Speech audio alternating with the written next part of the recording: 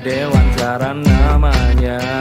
Waalaikumsalam warahmatullahi wabarakatuh.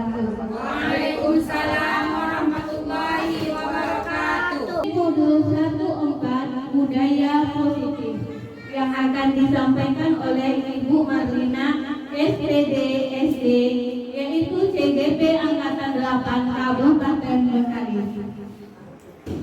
Pertama-tama saya sebagai protokol mengucapkan terima kasih kepada ibu-ibu yang telah hadir dalam kegiatan program ini. Dan pertama-tama marilah kita ucapkan selawat dan salam kepada junjungan kita yakni Nabi besar Muhammad Sallallahu Alaihi Wasallam. Ucapan Allahumma sholli ala Sayyidina Muhammad wa ala ali Sayyidina Muhammad. Baiklah guru-guru hebat seluruhnya, marilah kita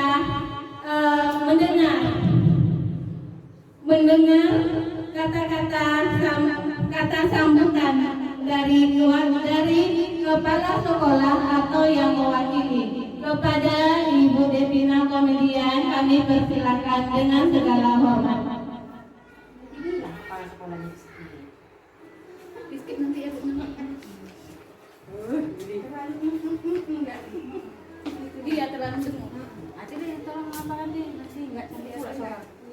Assalamualaikum warahmatullahi wabarakatuh. Waalaikumsalam warahmatullahi wabarakatuh. Alhamdulillahirabbil alamin. Assalatu wassalamu ala asrofil anbiya'i wal mursalin wa ala alihi wa ashabihi Rasulillahi sallallahu alaihi wasallam ajma'in. Asyhadu an la ilaha illallah wahdahu la syarikalah wa asyhadu anna Muhammadar Rasulullah. Pertama sekali marilah kita ucapkan puji dan syukur kehadirat Allah Subhanahu wa taala karena pada kesempatan kali ini kita telah diberikan kesehatan, telah diberikan kenikmatan yaitu berupa kesempatan sehingga kita dapat berkumpul di SD 21 Batin Solapan ini yang tadinya kita telah melaksanakan program belajar mengajar dan hari ini kita berkesempatan yaitu untuk menjalankan ataupun menghadiri dari kegiatan calon guru penggerak yang diadakan oleh Ibu kita Marlina SPD SD MPD dalam rangka salah satu program beliau yaitu menyampaikan diseminasi budaya positif. Salawat beriring salam tidak lupa pula kita sampaikan kepada Nabi kita Muhammad SAW. Semoga di yaumil mahsyar kelak kita akan mendapat syafaat dari beliau. Marilah bersama-sama kita bersolawat dengan mengucapkan Allahumma sholli ala Sayyidina Muhammad wa ala ali Sayyidina Muhammad. Baiklah, pada kesempatan kali ini saya mewakili dari Majelis Guru SD 21 Batin Solapan sangat menyambut dengan positif program yang akan diadakan oleh Ibu Marlina SPD SD MPD. Beliau merupakan salah satu calon guru penggerak. Dalam rangka ini beliau akan menyampaikan diseminasi budaya positif, di mana budaya positif itu dapat menumbuh kembangkan sikap gotong royong, mampu melaksanakan kegiatan secara bersama-sama sehingga tercipta kolaborasi yang baik antar warga sekolah, adanya rasa peduli satu sama lain.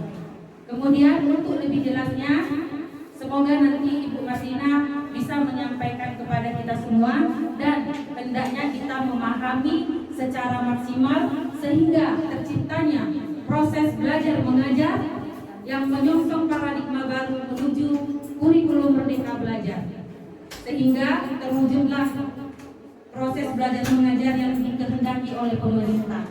Demikian saya sampaikan. Saya akhiri wabillahi taufiq wal hidayah. Assalamualaikum warahmatullahi wabarakatuh.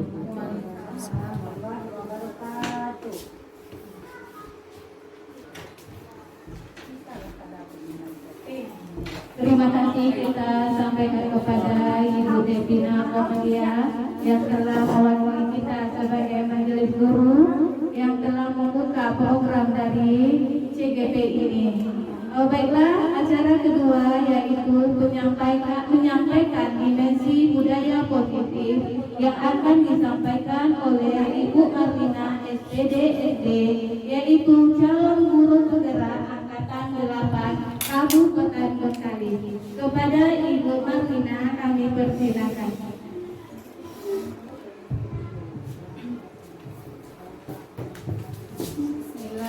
Bismillahirrahmanirrahim. Assalamualaikum warahmatullahi wabarakatuh. Waalaikumsalam warahmatullahi wabarakatuh. Alhamdulillahirabbil alamin. Puji syukur senantiasa kita panjatkan kehadirat Allah Subhanahu wa taala yang telah melimpahkan rahmat dan karunia-Nya kepada kita semua, sehingga pada siang hari ini kita masih diberi kesempatan untuk berkumpul di dalam ruangan ini dalam rangka menyampaikan diseminasi modul 1.4, yaitu tentang budaya positif. Salawat dan salam tidak lupa kita hadiahkan kehadirat Nabi besar kita Muhammad SAW dengan ucapan Allahumma sholli ala Sayyidina Muhammad wa ala ali Sayyidina Muhammad. Semoga kelak kita akan mendapat syafaatnya di akhirat. Amin ya Rabbal alamin. Yang pertama yang akan saya ucapkan adalah rasa terima kasih yang sebesar-besarnya kepada seluruh ibu-ibu majelis guru SD Negeri 21 Batin Solapan beserta staf yang telah rela mengorbankan waktunya sebentar untuk mendengarkan diseminasi yang akan saya sampaikan, yaitu dengan tema budaya positif. Ibu-ibu, saya di sini adalah CGP Angkatan 8 Kabupaten Bengkalis, dan besar harapan saya semoga diseminasi yang saya sampaikan akan membawa perubahan setidaknya sedikitlah bagi kita dan di sekolah kita. Kemudian saya juga berharap apapun yang saya sampaikan kepada ibu-ibu semoga mendapat berkah dari Allah Subhanahu wa taala. Amin ya rabbal alamin.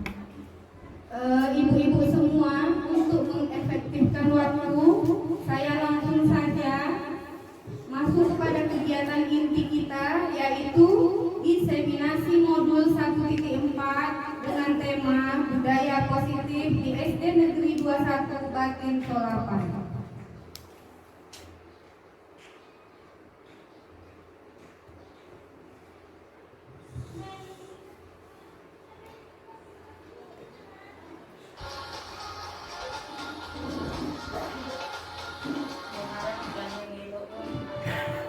Kita nonton videonya sebentar ya ibu-ibu. Ini ada surat dari instruktur. Calon guru penggerak. Selamat jumpa pada modul disiplin positif. Saya yakin Bapak Ibu yang telah bertahun-tahun mengajar, mendampingi murid-murid bertumbuh dan berkembang, menyadari bahwa belajar adalah kunci dari belajar. Belajar adalah modal besar pelajar. Bapak Ibu telah memiliki modal utama guru penggerak, yaitu semangat untuk belajar. Dalam modul ini, Bapak Ibu akan menjelajahi dan memahami budaya yang ada di dunia pendidikan hingga melangkah pada praktik di sekolah. Saya yakin Bapak Ibu yang telah bertahun-tahun mengajar, mendampingi murid-murid bertumbuh dan berkembang, menyadari bahwa belajar adalah kunci dari belajar. Belajar adalah modal besar pelajar. Bapak Ibu telah memiliki modal utama guru penggerak, yaitu semangat untuk belajar. Dalam modul ini, Bapak Ibu akan menjelajahi dan memahami budaya yang ada di dunia pendidikan hingga melangkah pada praktik di sekolah. Bagaimana budaya positif di sekolah ini bisa membentuk karakter murid, guru, dan bahkan visi dan misi dalam sekolah itu sendiri. Selain itu, PKIU juga akan belajar memproses disiplin positif dalam budaya sekolah yang nantinya akan menjadi perubahan baru yang menggerakkan seluruh komponen sekolah. Model budaya positif di sekolah ini diharapkan dapat menjadi pembelajaran, tempat untuk berproses, wadah untuk berdiskusi, dan menumbuhkan semangat satu dengan yang lainnya agar dapat tercipta pribadi-pribadi dengan kontrol penuh pada diri dan karakter yang kuat yang menjadi penggerak bagi para guru serta segenap lapangan komponen sekolah untuk memajukan pendidikan di Indonesia. Selamat belajar!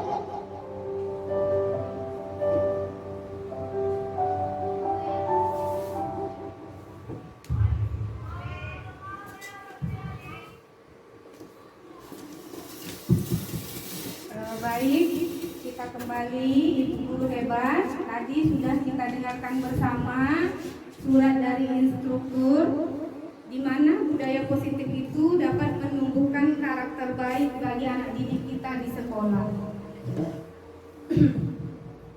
Nah, pada modul budaya positif ini kita akan mempelajari perubahan paradigma belajar, disiplin positif, motivasi perilaku manusia, kebutuhan dasar manusia, posisi kontrol guru, keyakinan kelas, dan segitiga restitusi.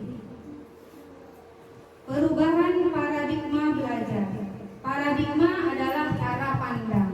Jadi kita harus merubah dulu paradigma kita seorang guru, ya.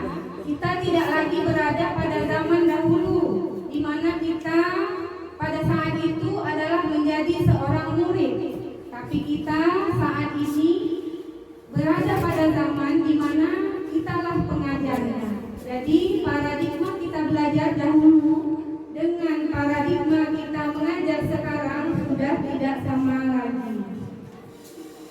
Di sini akan ada sebuah praktek yaitu berjudul Cobalah Buka.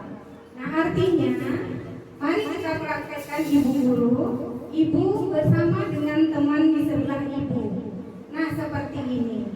Anggaplah Ibu menyimpan sesuatu yang sangat Ibu rahasiakan di dalam genggaman tangan Ibu.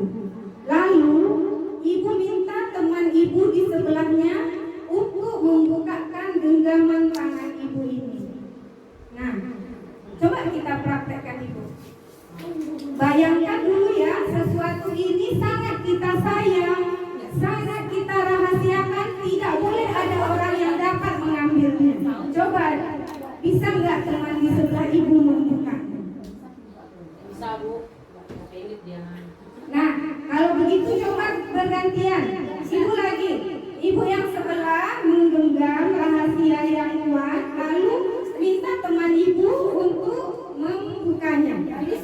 Bisa? Ada yang bisa terbuka? Oke. Apa tadi Bu Izur? Apa kata Bu Izur tadi?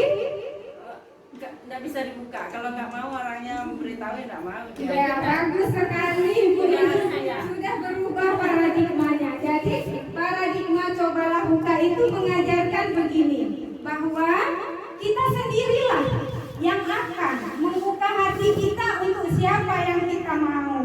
Kita sendirilah yang membuka begini, aku mau belajar dengan ibu itu, aku mau kalau ibu itu mengajarkannya dengan cara seperti ini, begitu. Jadi seperti murid itu dia punya rasa sendiri untuk menentukan pilihannya. Nah, lalu apa peran kita sebagai guru? Guru menurut KHB, guru itu hanya sebagai penuntun. Dia akan menuntun murid. Murid maunya ya bagaimana dia ikuti. Ya, seperti itu. Jadi di sini paradigmanya bukan seperti kita dulu bersekolah, kita harus ikut kata-kata ibu guru. Nah, kalau sekarang ini kita yang mengikuti murid. Begitu ya Ibu. Jadi kita tidak bisa paksakan kita harus buka ini, buka.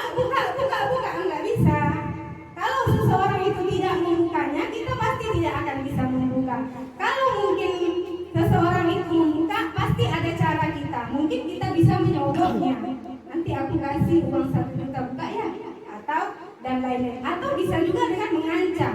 Awas ya kalau tak dibuka, nah seperti itu paradigmanya ya. Bagaimana seorang bisa berubah dari paradigma stimulus respon kepada pendekatan teori kontrol menurut Stephen R. Covey, Principle Centered Leadership, mengatakan bahwa bila kita ingin membuat kemajuan secara perlahan, sedikit-sedikit ubahlah sikap atau perilaku kita. Kitanya yang berubah dulu. Jadi kita tidak bisa mengharap anak berubah, tapi kitanya nggak berubah gitu. Kemudian namun, bila kita ingin memperbaiki cara-cara utama kita, maka kita perlu mengubah kerangka acuan kita.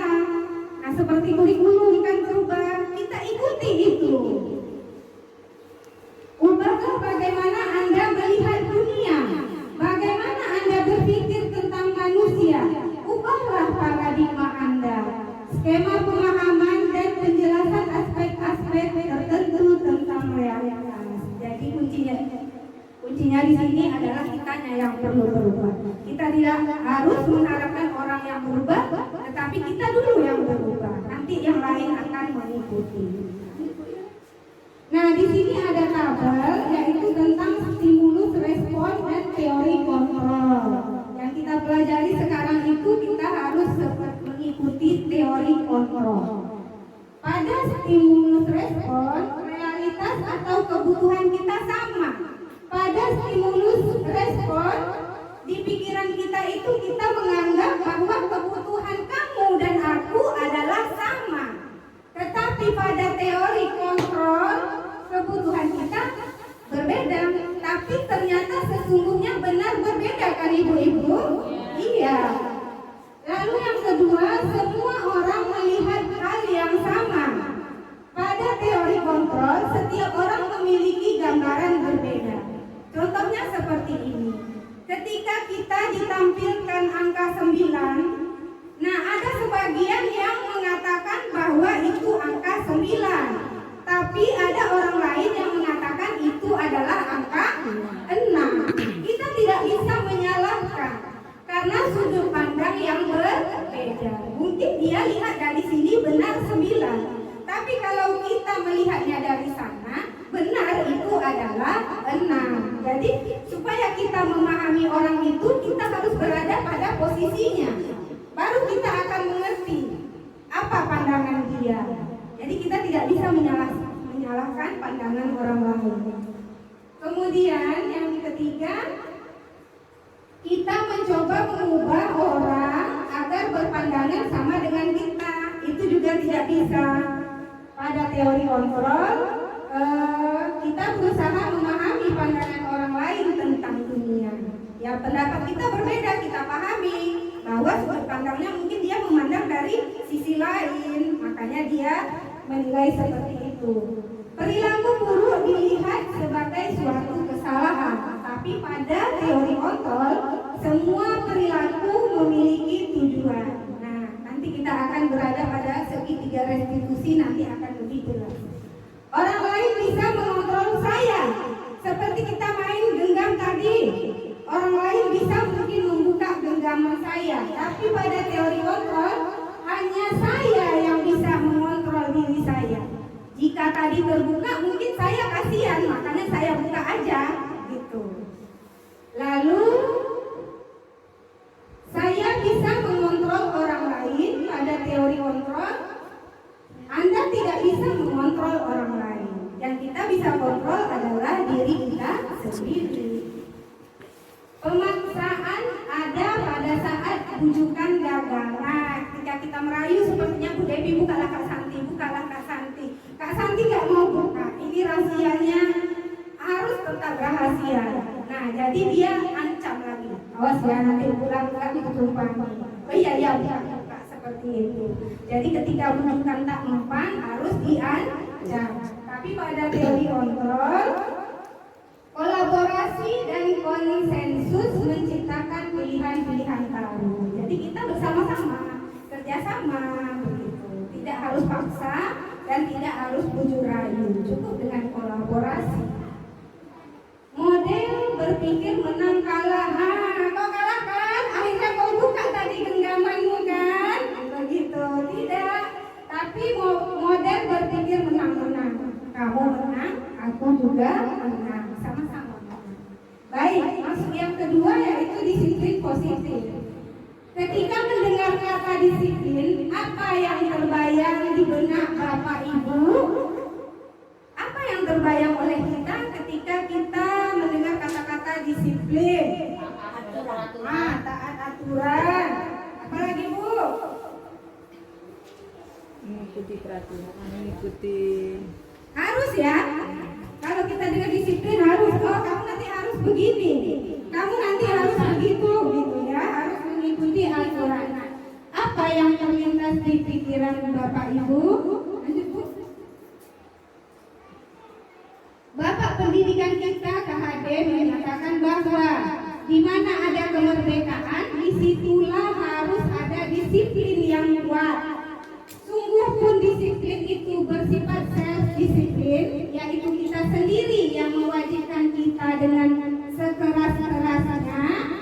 Tetapi itu sama saja, sebab kalau kita tidak cakap melakukan self-disiplin, wajiblah penguasa lain mendisiplinkan diri kita. Dan peraturan demikian itulah harus ada di dalam suasana yang berbeda. Disiplin yang dimaksud adalah disiplin diri yang memiliki motivasi internal, motivasi, dorongan, keinginan dari diri kita sendiri. Jika kita tidak memiliki motivasi internal, maka kita memerlukan pihak lain untuk mendisiplinkan kita atau memotivasi eksternal karena berasal dari luar, bukan dari dalam kita sendiri. Nah, ini maksudnya disiplin itu tadi seperti yang kita bayangkan, yaitu peraturan. Sebetulnya disiplin itu adalah kesadaran dari dalam diri kita. Kita sadar bahwa memakai helm itu untuk keselamatan diri kita sendiri.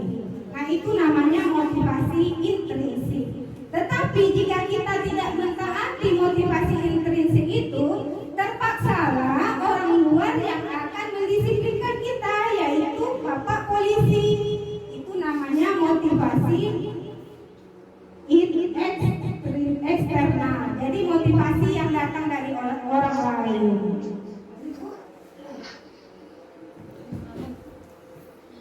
Motivasi perilaku manusia, motivasi kesadaran yang datang dari manusia itu untuk menghindari ketidaknyamanan atau hukuman. Nah, jadi seperti ini. Bisa saja motivasi datang dalam diri kita itu karena hal yang pertama, untuk menghindari ketidaknyamanan atau menghindari hukuman. Aku pakai helm ya, kalau tidak nanti ditangkap polisi. Nah, seperti itu. Jadi yang kedua, untuk mendapatkan imbalan atau penghargaan dari orang lain. Nah, misalnya ada upacara, anak-anak berbaris rapi, aku baris rapi. Nanti dah siap upacara, ibu akan puji aku. Nah, itu dia melakukan motivasi karena adanya imbalan atau penghargaan dari orang lain. Yang ketiga, untuk menjadi orang yang mereka inginkan dan menghargai diri sendiri dengan nilai-nilai yang mereka percaya. Nah, inilah yang bagusnya. Yang ketiga ini disebut motivasi intrinsik. Motivasi yang murni lahir dari dalam dirinya sendiri. Dia ingin menjadi orang yang dia inginkan, menghargai dirinya sendiri dengan nilai-nilai yang mereka percaya. Nah, ada 5 kebutuhan dasar manusia. Ya, ini sebetulnya dia tidak apa-apa, tidak berurutan. Jadi kita sebut aja yang pertama, yaitu bertahan hidup. Manusia butuh bertahan hidup. Berarti ada usahanya untuk bertahan hidup, yaitu dia akan makan, minum, gitu ya Ibu. Sama dengan anak murid kita. Jadi anak murid kita juga manusia, dia juga butuh bertahan hidup. Yang kedua, kasih sayang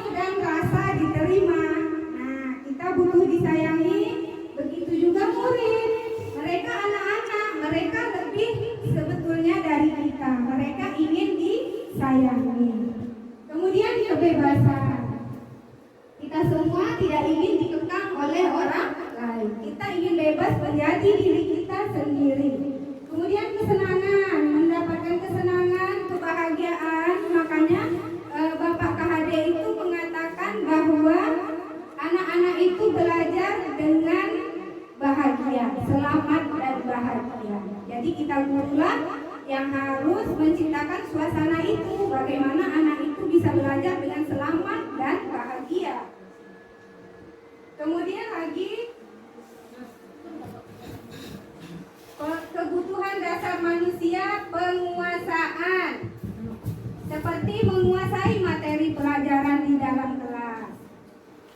Nah, semua orang senantiasa berusaha untuk memenuhi kebutuhannya dengan berbagai cara. Seorang yang tidak merasa diterima oleh teman-temannya, kebutuhannya akan kasih sayang dan rasa diterima tidak terpenuhi. Oleh karena itu, dia mungkin akan memiliki satu teman dan memisahkan diri dari orang lain.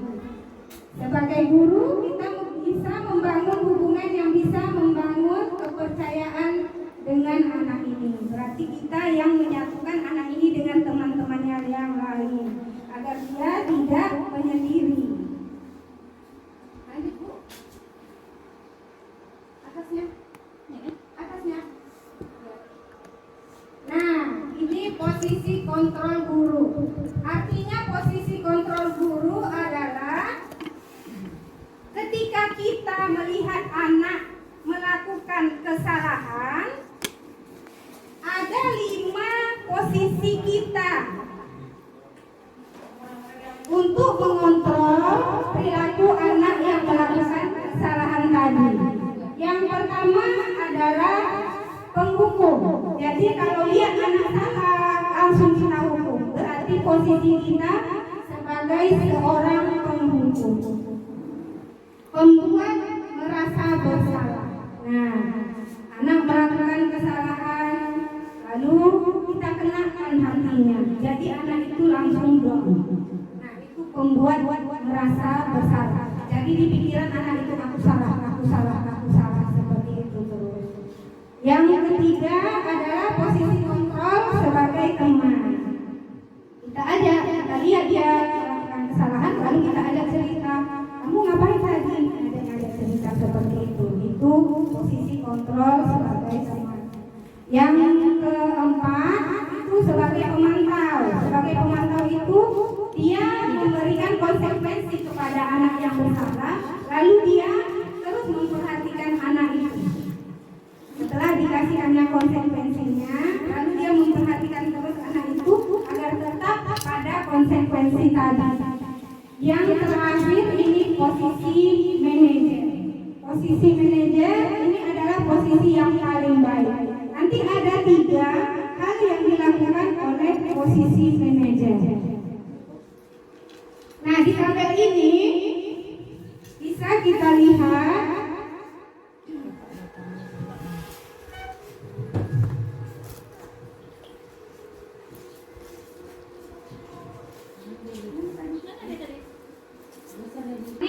ini motivasi eksternal, berarti motivasi dorongan datang dari luar diri kita. Batasnya sampai ke sini. Berarti posisi penghukum, membuat orang merasa bersalah, posisi teman dan pemantau ini adalah motivasi eksternal. Sedangkan manajer ini motivasi intrinsik.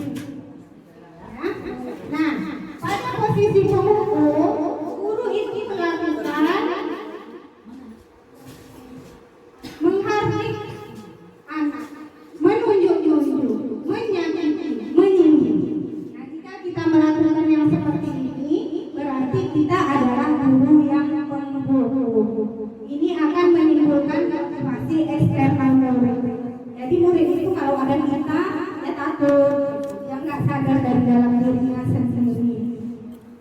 Posisi membuat orang merasa bersalah itu ketika guru berceramah, menunjukkan kekecewaan mendalam, kan dia mengenakkan hati murid itu. Jika murid itu merasa dia bersalah, terus. Nah, pada posisi teman itu membuatkan alasan untuk murid-muridnya. Dia bercerita terus, menggali-gali dengan murid itu. Sedangkan pada posisi manajer, guru mengajukan pertanyaan kepada murid yang melakukan kesalahan. Guru berkata, pada posisi penghukum, guru berkata, kalau kamu tidak melakukannya, saya akan. Misalnya, kita akan suruh dia berdiri atau kita suruh dia keliling lapangan. Pada posisi guru membuat orang merasa bersalah, guru berkata, kamu sudah mengecewakan bapak atau ibu. Lalu anak merasa dia bersalah, oh iya. Pada posisinya sebagai teman, guru berkata, lakukan untuk ibu ya. Ya udah, nanti bapak ibu bantu bereskan. Berarti kita menjanjikan kepada anak bahwa masalah anak itu akan kita yang membereskan, bukan dia sendiri.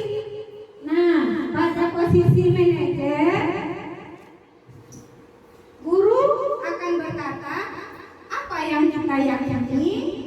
Apa kamu meyakini hal tersebut? Nah, ini nanti yang akan kita pelajari pada segitiga restitusi. Lanjut, Bu Jul. Nah, jadi ibu-ibu, yang pertama ketika kita akan mempraktekkan membuat budaya positif di sekolah itu, mulai dulu dari dalam kelas kita, ya. Yang pertama itu kita akan membuat keyakinan kelas. Keyakinan kelas ini bukan peraturan kelas. Kalau peraturan berarti kita yang buat, anak harus ikut. Sedangkan ini keyakinan kelas, kita dan anak sama-sama membuatnya. Kita sepakati bersama, barulah kita yakin. Media keyakinan kelas. Keyakinan kelas ini lahir dari peraturan sekolah. Kita tahu dulu, kita katakan dulu, ini peraturan sekolah. Lalu apa yang kita mau untuk kenyamanan kelas kita? Nah, itulah namanya keyakinan kelas. Nah, ini dibuat pada awal-awal kita masuk sekolah tahun ajaran baru. Lanjut Bu Yuli contohnya. Nah, ini keyakinan kelas 6A yang baru saya buat. Ini kita membutuhkan kertas sticky note. Sticky note ini saya bagikan kepada anak-anak setelah saya sampaikan peraturan sekolah. Lalu saya sampaikan kita di kelas ini maunya bagaimana supaya kita sama-sama senang. Nah, saya bagikan ini kepada mereka satu orang satu, lalu mereka menuliskan mereka maunya apa. Kemudian saya minta mereka tempelkan sendiri di sini, lalu saya urutkan berdasarkan kesamaannya. Misalnya tidak boleh terlambat Bu, tidak boleh, oh itu tentang disiplin, ini diurutkan. Lalu setelah itu kami rumuskan. Inilah dia keyakinan kelas kami yang sudah jadi.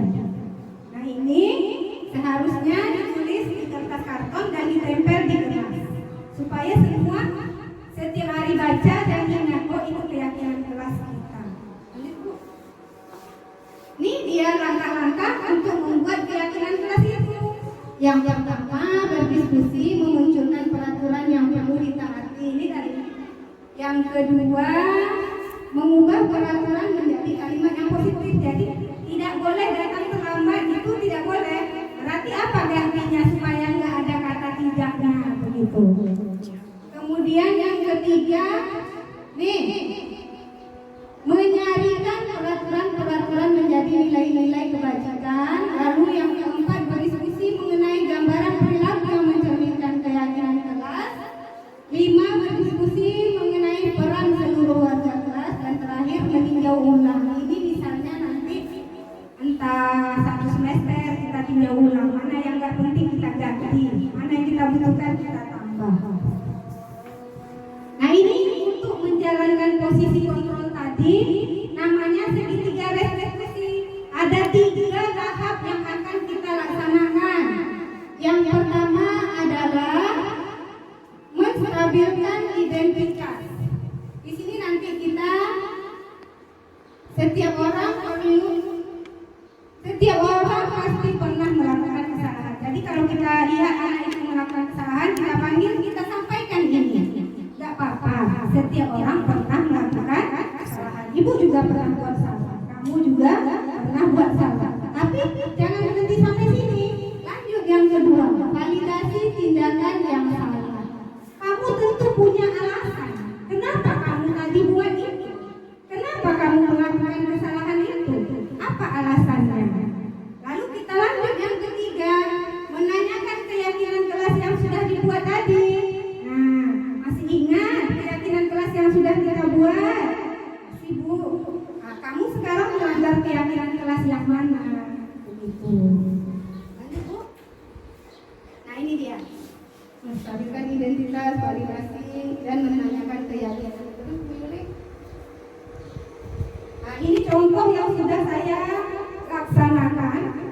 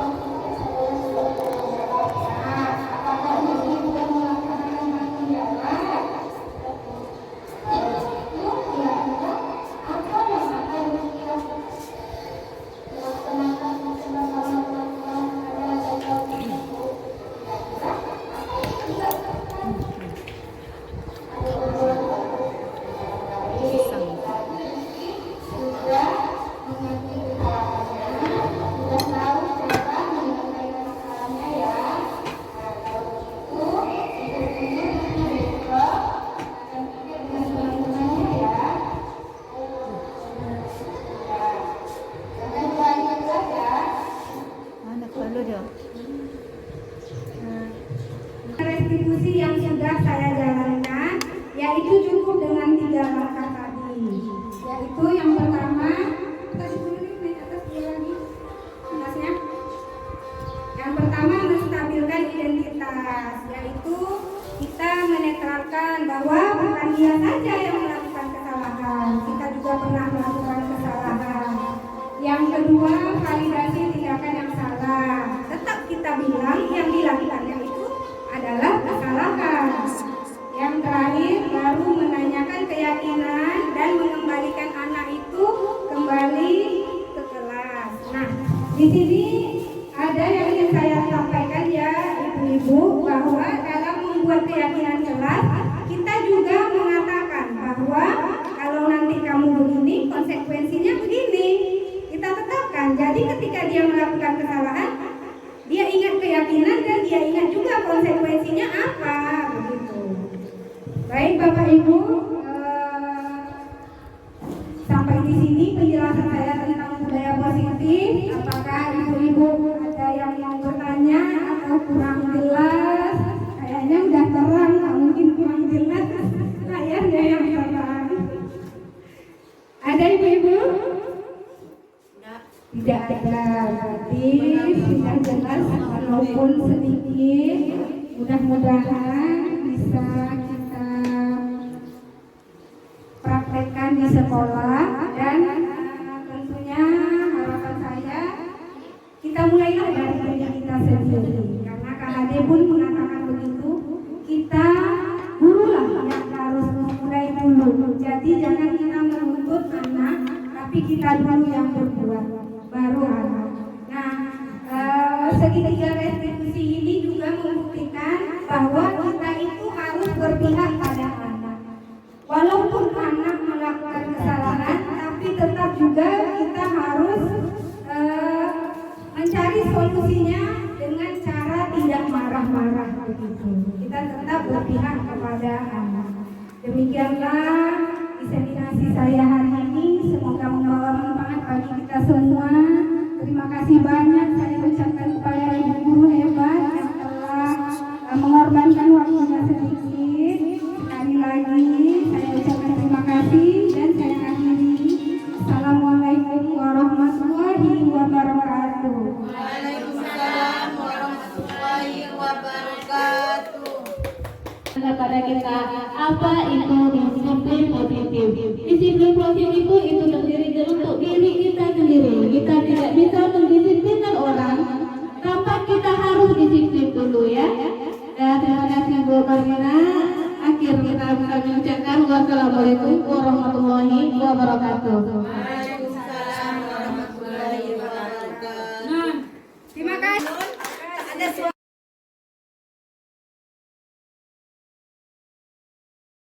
Assalamualaikum warahmatullahi wabarakatuh. Saya salah satu dari Majelis Guru SD 21 Batin Solapan ingin menyampaikan pendapat saya mengenai pemaparan yang disampaikan oleh Ibu Marlina SPD MPD CGP Angkatan 8 Kabupaten Bengkalis mengenai modul yang bertema diseminasi budaya positif di sekolah.